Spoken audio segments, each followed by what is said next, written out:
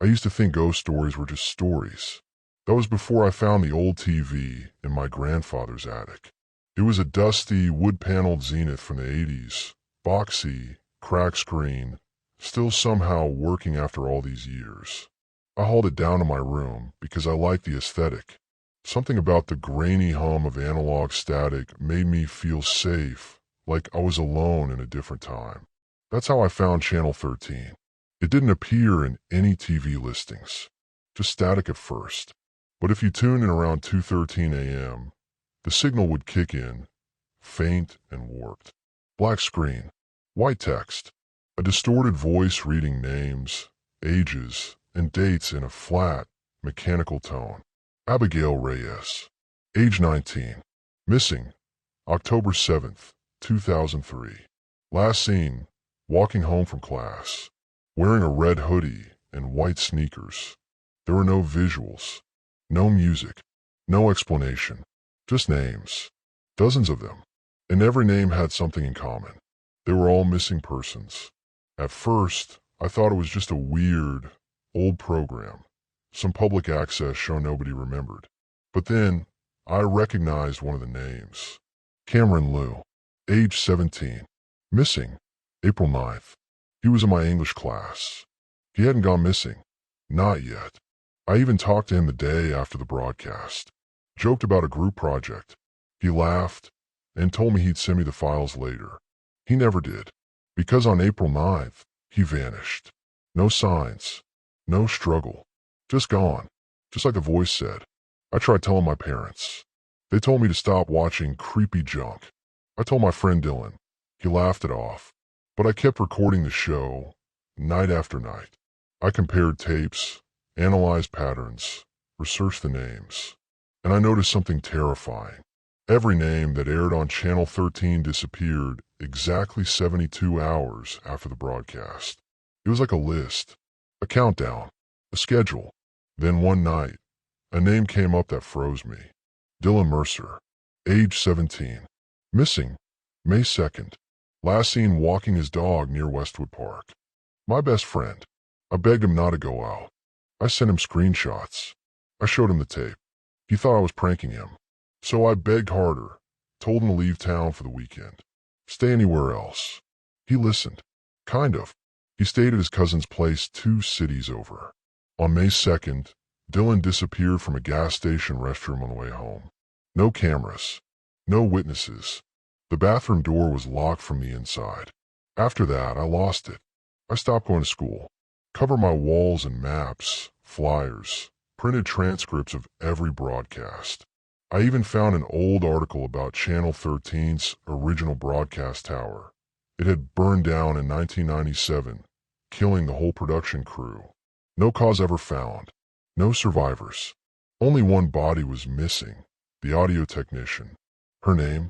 Samantha Keys, the very first name I heard on Channel 13. She had been missing since 1997. The final straw came on a Monday night. I tuned in, half out of habit, half out of dread. The screen was black, as always. But the voice, it wasn't mechanical anymore. It sounded like me. Eric Ward, age 17. Missing, July 18th. Last seen watching Channel 13. My name, my room. The camera feed on screen showed my own face, staring back in shock. I screamed. I yanked the plug from the wall. The screen stayed on. I smashed the TV. The screen stayed on. The last thing I saw before it went dark was an image of a coffin, half buried in dirt. Inside it, a figure curled up in a fetal position, wearing my hoodie. I ran to my parents. I tried to tell them, begged them to remember what they saw. They just stared at me like I was speaking a different language. They didn't recognize me. The next morning, I went to school. My name wasn't on the attendance sheet. My locker was empty. My seat in class gone. My teachers looked right through me, like I was never there. It's July 20th now, 2 days after the broadcast, and I'm scared to fall asleep. I know what's coming. I can feel it, like the static behind a dead signal. Like my whole body is starting to buzz out of reality. When I talk, my voice sounds like it's coming from a tape. If anyone hears this, if you ever find an old TV and stumble onto Channel 13. Turn it off. Before it learns your name. It started the night my car broke down in the rain. I was supposed to be driving home from my sister's wedding. A long, boring highway stretch in the middle of nowhere, hours past midnight. Rain was coming down in sheets, and of course my phone had no signal. So when the engine sputtered and the dashboard lights died, I had no choice but to pull over and start walking. After half an hour, soaked to the bone and half blinded by rain, I saw it, a hotel. Old, for stories tall, barely lit. A buzzing red neon sign on the front blinked in and out. Hill Ridge in vacancy. The place looked like it hadn't had a guest in years. But I didn't care. I needed a phone, a bed, anything. Inside, the lobby was warm, dimly lit, and quiet. No music, no movement, just the sound of thunder outside and a soft hum from the old lamps on the walls. Behind the desk sat a woman, maybe in her 50s. Pale, polite, dressed like she'd stepped out of another decade. She barely looked up when I walked in. "Welcome to the Hill Ridge Inn," she said softly. "Room for one." I nodded, already reaching for my wallet. She slid a rusted key across the counter. "Room 615, top floor." Then, just as I was about to walk away, she looked up, her expression suddenly serious. "Don't go near room 616, she said. "It's out of order." I froze. "What?" "Just don't," she whispered. "Please." The elevator creaked all the way up. The hallway was long, carpeted in red, lined with doors that all looked the same. Except one. Room 616 had no number plate, just a small hole where the numbers used to be. The door was slightly warped, like it had been wet, or burned, or both. But I listened. I kept walking. Room 615 was cozy, old-fashioned, musty but clean. I collapsed onto the bed, clothes still damp, and passed out almost instantly. That should have been the end of it. But at exactly 3:16 a.m., I woke up to knocking. Knock, knock, knock. Not my door. At the wall. Knock, knock, knock. Slow, rhythmic, coming from the other side of the headboard. Room 616. I sat up, heart pounding. Then came the whispering. At first, I thought it was the wind, until I realized the whispers were saying my name. Over and over. "Please, help me, please." I put my ear to the wall. The voice was young, female, crying. "Don't let it in." Against every ounce of common sense, I got up and stepped into the hallway. The door to 616 was cracked open. I should have walked away. I should have turned back. But I didn't. I pushed it open. Inside, the room was identical to mine. Same layout, same furniture, but warped, rotten, covered in soot. The walls were peeling. The window was broken. And on the bed sat a girl, maybe 10 years old, hair matted, eyes wide with fear. She looked up at me and whispered, "It's coming back. Please, don't let in again." Before I could speak, the lights flickered and the door slammed shut behind me. I woke up in my own bed again. Room 615. Morning sun through the window. I thought it was a dream, until I checked the hallway.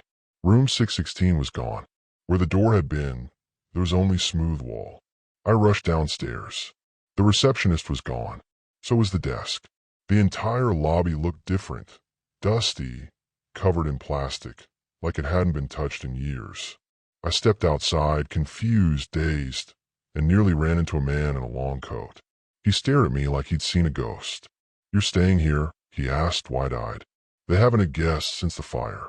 Not since the little girl died in 616. I turned back to look at the building.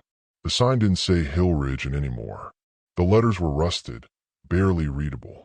The building was dark, boarded up, burned. I don't know where I slept that night. I don't know how I got in, or how I got out. But sometimes, when I'm alone, I still hear knocking.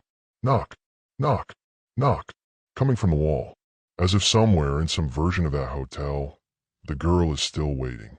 And so is whatever she was hiding from. It started with a message at 3:03 a.m. No name, no number, just a single notification on my phone. "Do you want to talk to someone who's gone?" I thought it was spam, or a prank, but something about it caught my attention. Maybe the timing, or the way the message just appeared, bypassing all the usual notification systems. There was a link below it. Whisper.app/download. Out of curiosity, or maybe something deeper, I clicked it. The app was simple. Jet black background. A single blinking cursor, and one sentence at the top. Speak their name. No login. No permissions. No data request. Just a name. I typed Elliot. My twin brother. He died last year. At first, nothing happened.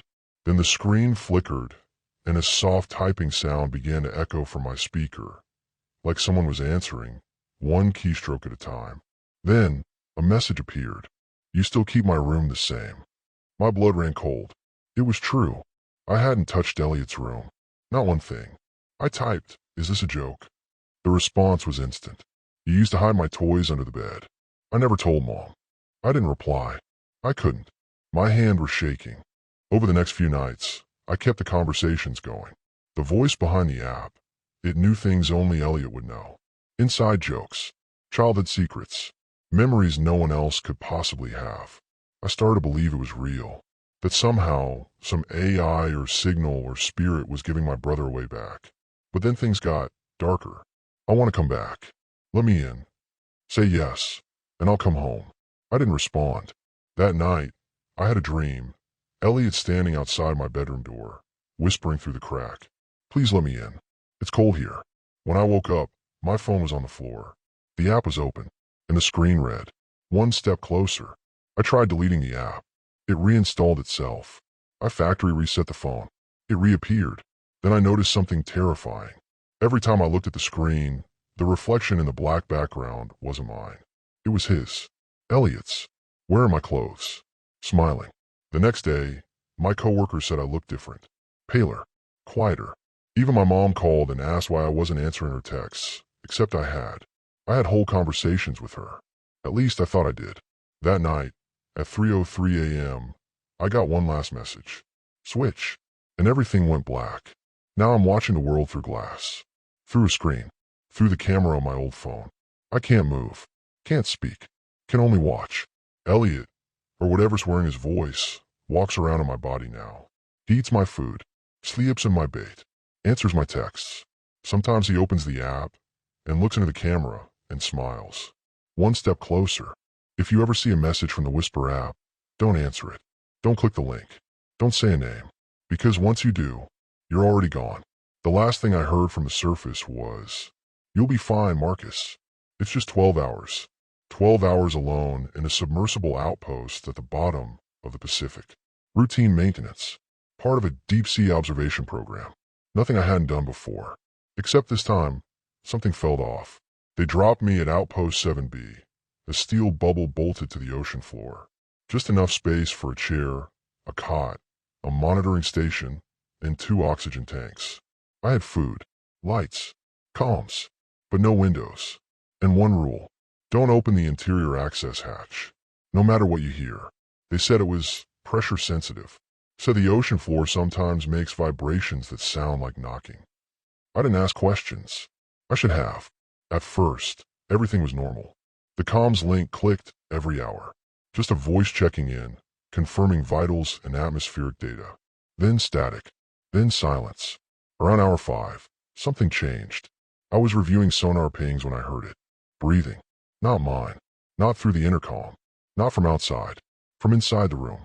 It was faint, at first, almost like an echo. But it was there. Soft. Wheezing wet. I froze. Took off my headset. Held my breath. Still there. Right behind me. When I spun around, the room was empty. Just me and the sound. I checked the oxygen system. No leaks. Nothing wrong with the scrubbers. But every time I turned my back, the breathing would start again. Eventually, I shut off every fan, every system I could. The outpost went completely silent. But the breathing didn't. Around hour 7, the knocking began. Tap, tap, tap. It came from the floor. Then the ceiling. Then right next to the sealed access hatch. I backed away, heart pounding, trying to convince myself it was just the metal shifting. Then I heard the voice. Not through the intercom. Not on my headset. "You forgot about me. Marcus." It was raspy. Familiar. I was in the last suit. The one before yours. I checked the logs. There was a dive before mine, a diver named Thomas Vale. But according to the record, he surfaced fine, logged out, went home. Except when I checked the physical logbook in the station. The last entry was his. Something's in the suit with me. I looked at my reflection in the monitor. My helmet was sitting on the wall hook behind me. But in the glass, I saw two shapes. One sitting, one standing, just behind me. When I turned around, nothing. The suit was still empty. Or it should have been. At hour 10, I decided I couldn't wait anymore. I radioed for extraction. No response. I screamed, cried, slammed the console. Then the breathing started again, louder now, closer. I turned toward the suit.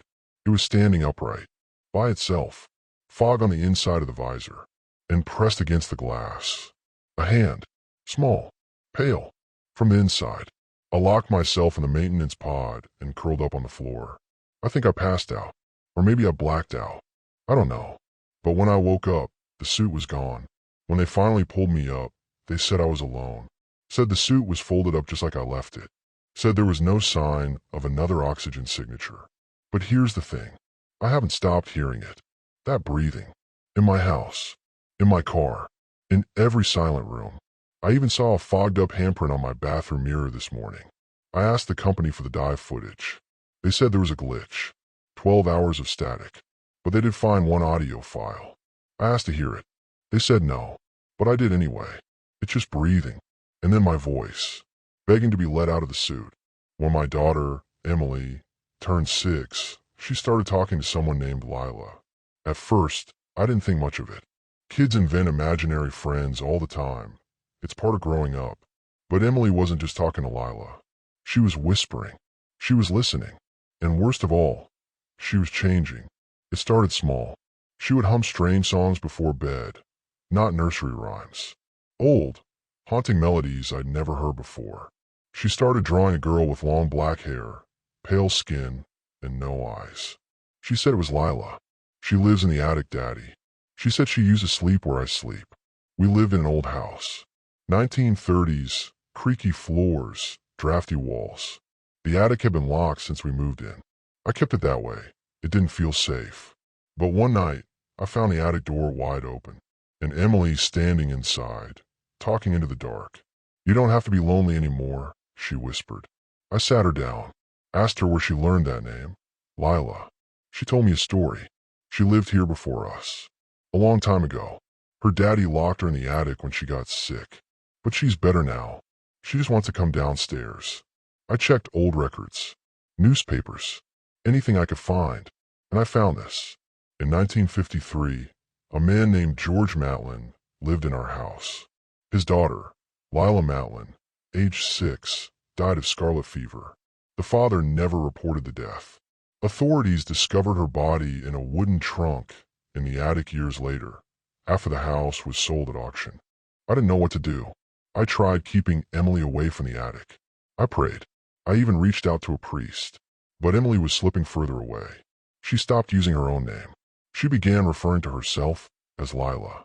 One night, I heard something dragging across the ceiling. I ran to her room. She was gone. I sprinted to the attic. There she was, standing in front of that same old trunk, the one Lila had died in. I had never noticed it before, not until that night. It was open, and Emily, or whatever she was now, turned to me and smiled. She doesn't need it anymore, she said. Now it's my turn. I pulled her out of there, took her to a doctor, a therapist. Everyone told me the same thing. It's just an act of imagination. She'll grow out of it. But she didn't. The drawings got worse. The humming never stopped. And the girl in the picture started to look more and more like Emily. A week later, I came home from work. Her room was empty. The window was open. The trunk was gone. We searched for days. The police filed a report. Neighbors helped with flyers. But deep down I knew Emily didn't run away. She was taken. Or worse, replaced. 2 days later, there was a knock at the door. A little girl stood there. Same face. Same voice. She smiled at me and said, "Hi, Daddy. I'm home. But something's wrong." She doesn't blink. She won't eat. And when I looked into her eyes, they weren't Emily's. They were empty. I found a drawing under her pillow last night. It showed a man, alone, crying, with a little girl smiling from inside a trunk. The caption written in crayon, "I like it better in the dark."